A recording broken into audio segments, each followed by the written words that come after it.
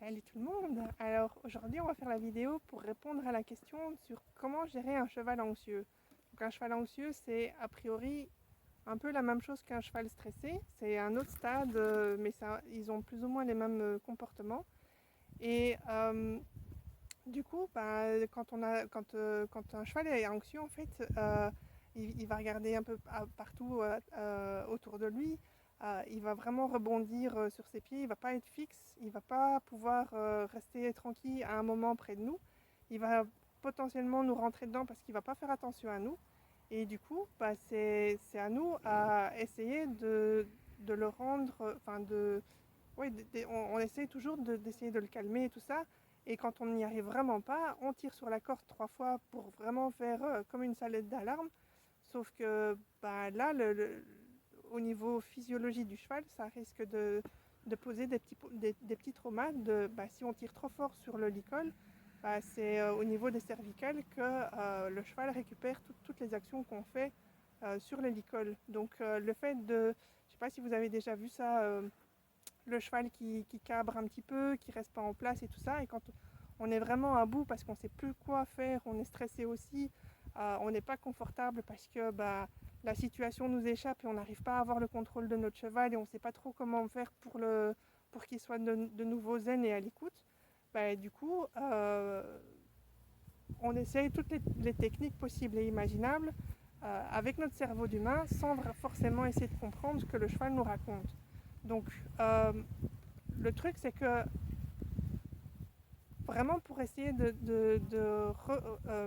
ce qu'il faut comprendre, en fait, c'est que chimiquement, à l'intérieur du corps du cheval, il fonctionne exactement de la même manière que nous, avec le stress, avec l'anxiété et tout ça. Et donc, il y a des substances qui se diluent à l'intérieur du corps.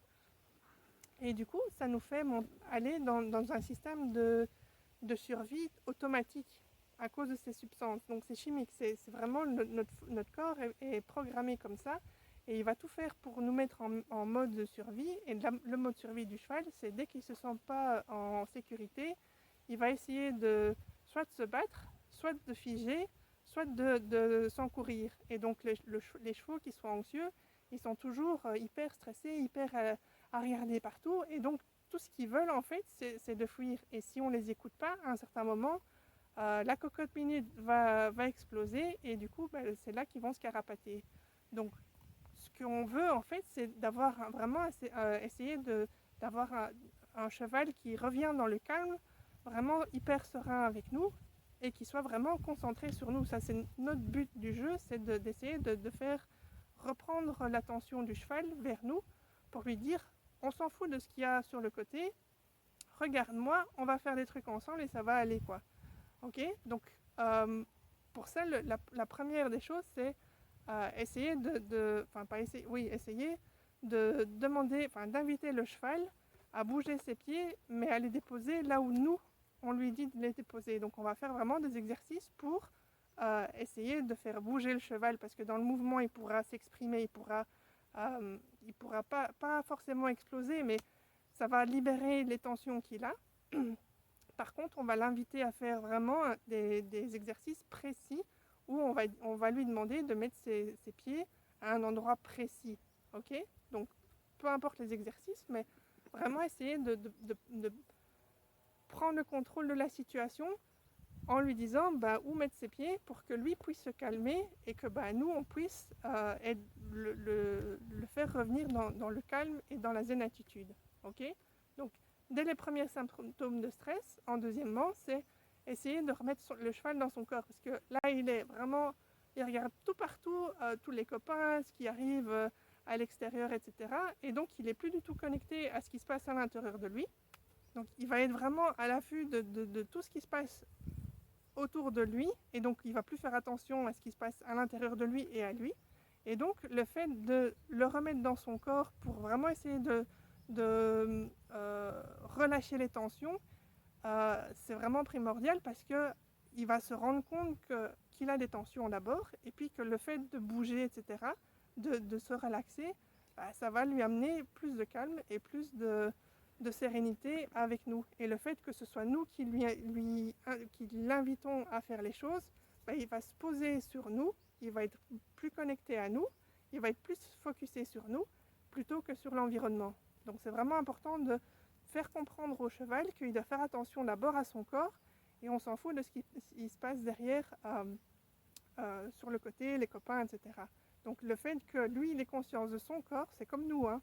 Le fait d'avoir conscience de notre corps, bah, ça va nous permettre déjà d'identifier qu'on est en stress, qu'on est anxieux, et du coup, on va aller vers plus de sérénité parce que bah, une fois qu'on se rend compte qu'on est stressé, ça ne nous convient pas d'être stressé et donc on va essayer d'arranger le problème. Le cheval, c'est exactement, il va faire le même schéma avec moins de conscience évidemment, mais la conscience, nous, on l'a et donc on peut l'amener à faire tout le processus sans que lui doive se dire « Ah mais oui, je suis stressé » et donc lui, il va juste voir ce qui lui fait du bien et donc le fait de le remettre dans son corps, il va comprendre, il va sentir que c'est mieux et donc du coup, il va pouvoir refaire ça une prochaine fois beaucoup plus rapidement. Okay, donc ne pas mettre de pression pour mettre de pression dès qu'on voit que notre cheval est anxieux. Ça ne sert à rien de mettre plus de pression parce que au plus on met la pression, au plus le cheval va aller dans l'autre sens pour se défaire de la pression. Et donc c'est par exemple le cheval qui tire au renard, c'est le cheval il va se sentir coincé à un moment parce qu'il est attaché avec son licol. Et le fait qu'il tire au renard, il va tirer contre le licol, donc il va mettre beaucoup plus de pression et la corde va vraiment être tendue et à un certain moment, il y a un truc qui va casser et il sera défait et il va se sentir mieux. Mais du coup, ce que nous, on veut faire, c'est au lieu de garder la pression, on veut l'inviter à ne pas se battre contre la pression, mais aller, dès qu'il sent une toute petite pression, aller dans le sens de la pression pour faire le relâchement beaucoup plus sympathiquement qu'y aller d'abord au front et on tire, et en une fois, ça relâche. On ne veut pas qu'il aille jusqu'au fait qu'il tire à fond pour le relâcher. Okay, donc on va essayer de lui faire comprendre que quand il y a une pression, si tu tires, ça ne va pas être sympa. Par contre, s'il y a une pression et que tu la relâches de toi-même, tu n'auras plus la pression. Et donc, ça va être beaucoup plus sympa à gérer derrière. Okay, alors, ce qui est important aussi, c'est à travers de tout ce processus, donc on parle beaucoup du cheval et de comment gérer le cheval, etc. Et on parle très rarement de comment est-ce que le cavalier ou le propriétaire peut faire pour justement aider son cheval. Et le fait que si nous on est stressé, notre cheval va le sentir, il va se stresser encore plus. Si nous on est anxieux, le cheval va le sentir et il va être de plus en plus anxieux aussi. Et donc le fait de demander au cheval de se relaxer, si nous on est tendu et qu'on demande à l'autre de se relaxer, il ne va pas vraiment comprendre. Il y a un truc qui n'est pas cohérent entre les deux. C'est comme si on est à côté d'une personne stressée et la personne te dit on va commencer à prendre le stress et à un certain moment la personne elle va te dire déstresse-toi, hein. C'est juste pas possible parce que l'autre est stressé et il me donne son stress, donc c'est juste pas possible de rester zen à côté d'une personne stressée. Ça va être exactement la même chose pour le cheval. Donc à partir du moment où on veut relâcher le cheval, il faut vraiment essayer de se relâcher nous aussi dans les tensions et de vraiment se dire ok, j'ai la situation en main, je sais ce que je dois faire et ça va aller quoi. Et le fait d'être vraiment hyper euh, déjà à l'écoute de soi, mais à l'écoute de son cheval en lui expliquant vers quoi on veut aller et que le cheval sente justement qu'il y ait une transformation à l'intérieur de moi avant d'agir sur lui, on peut travailler ensemble pour que ce soit beaucoup plus facile et pour que ce soit plus harmonieux pour le cheval. Et du coup, si lui sent qu'on est plus relâché, plus détendu, d'office, il va se relâcher aussi.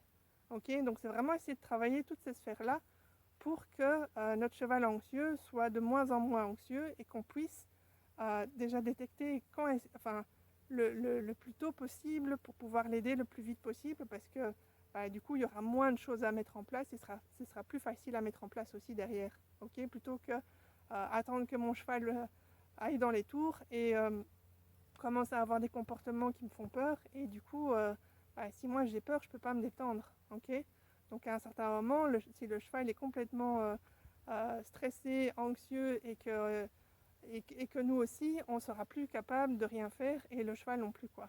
Okay, donc c'est vraiment important de travailler toutes ces étapes là pour pouvoir être déjà moi sereine avec mon cheval et vraiment inviter mon cheval à être beaucoup plus serein, peu importe ce qu'il rencontre. Donc voilà, j'espère que cette petite vidéo-là va t'aider à te zénifier avec ton cheval, à vous rendre vraiment beaucoup plus serein d'eux. Et du coup, n'hésite pas à mettre dans les commentaires ce que tu as appris, s'il y a des choses que tu as appris, si tu as envie de discuter d'une situation, sur un problème que tu rencontres avec ton cheval.